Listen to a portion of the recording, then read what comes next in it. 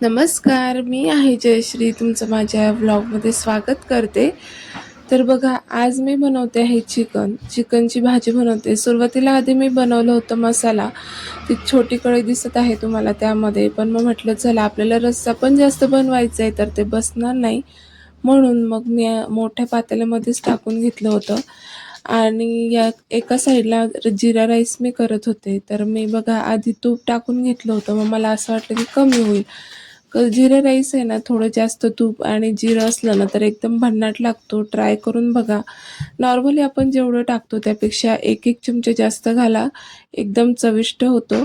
आणि हा जो राईस आहे तो तुपामध्ये घातल्यानंतर त्याला चांगलं 2 ते 3 मिनिटासाठी परतवून घ्या. म्हणजे जो भात आहे तो चिकट होत नाही आणि दाणेदार होतो. आणि पाणी थोडं कमी टाका. आपण नॉर्मलमध्ये जेव्हा भात किंवा खिचडी करतो ना, ते जेवढं पाणी टाकतो त्यापेक्षा थोडंसं अर्धी वाटी पाणी कमी घाला. म्हणजे भात मोकळा मोकळा होतो आणि खायलाही टेस्टी लागतो. यामध्ये जर कढीपत्ता असला तर एकदम भन्नाट लागतो. आणि आज काय झालं, मला करायचं होतं भाकरी, पण मग असं झालं की मी आणि निलेशच खाणार होतो भाकरी. पण बाकीचे जे पाहुणे मंडळी आले होते त्यांना पोळीच चालते. मग म्हटलं राहू दे, आपण नंतर करूया. तर मग बघा, आता हा जो भात आहे तो मी लावून घेते. पोळ्या माझ्या बनवून झाल्या होत्या. आणि चिकन करताना मी कधीही उकडून करायचे, पण म्हटलं चला एक दोनदा मी असं ट्राय केलं होतं की डायरेक्ट आपण न उकळता मसाल्यामध्ये फ्राय करायचं आणि मग नंतर थोडं पाणी घालायचं.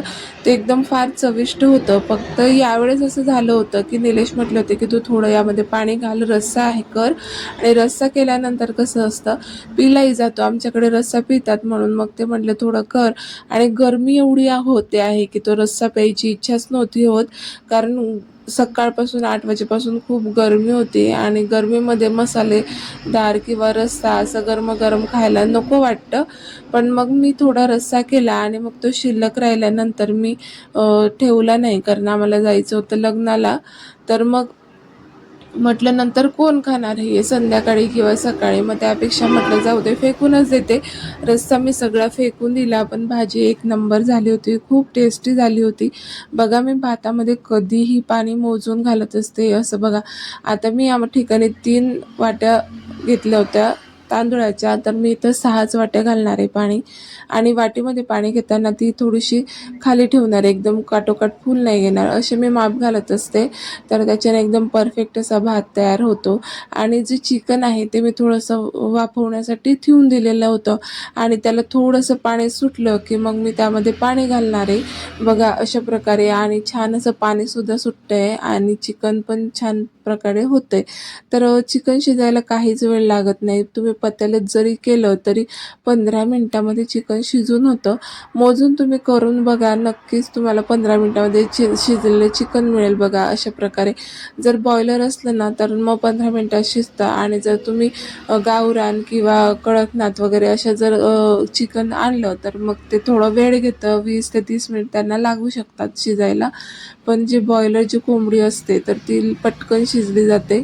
तर मी म्हणजे गरम पाणीच यामध्ये घातलेलं होतं. आणि मग उकळी आल्यानंतर टाईम बघितला, म्हणजे 15 मिनिटासाठी मी कंटिन्यू गॅस चालू होता माझा मीडियम फ्लेमवरती.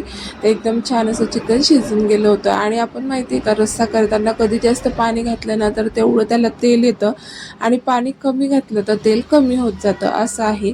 तर मी मीठसुद्धा घालून घेतलं होतं. तर अशा प्रकारे मी चिकनची भाजी करते. तर जास्त तर मी काही करत नाही चिकनची भाजी.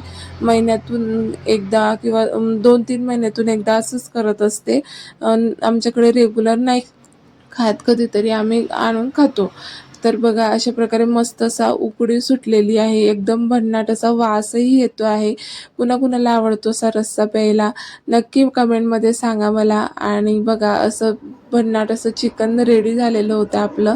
आणि याला थोडीशी उकळी येऊ द्यायची होती मला. आता त्याला झाकून ठेवते, तोपर्यंत मी जेवणाची तयारी करत होती. तर हे पापड मी करून आणले. तर पापड मी मशीनवरती करून आणले, तर त्याचा व्हिडिओसुद्धा मी माझ्या यूट्यूब चॅनलवरती टाकलेला आहे. तर तिथं तुम्ही जाऊन बघू शकता. डिस्क्रिप्शन बॉक्समध्ये लिंक तर मी देणारच आहे. आणि हो, छत्रपती संभाजीनगरमध्येच केली आहे मी. तर बघा आपली भाजी शिजलेली आहे. तर मस्त कोथिंबीर भरभरून घेते. कोथिंबीरशिवाय तर टेस्टच नाही बरं का. तर तुम्हाला आजचा व्हिडिओ माझा कसा वाटला कमेंट करून सांगा. आवडलं तर लाईक, शेअर आणि आपल्या चॅनलला सबस्क्राईब करायला विसरू नका. तर असेच छान छान व्हिडिओ बघण्यासाठी बेल आयकॉन दाबा. तर चला भेटते नेक्स्ट व्हिडिओमध्ये. तोपर्यंत बाय.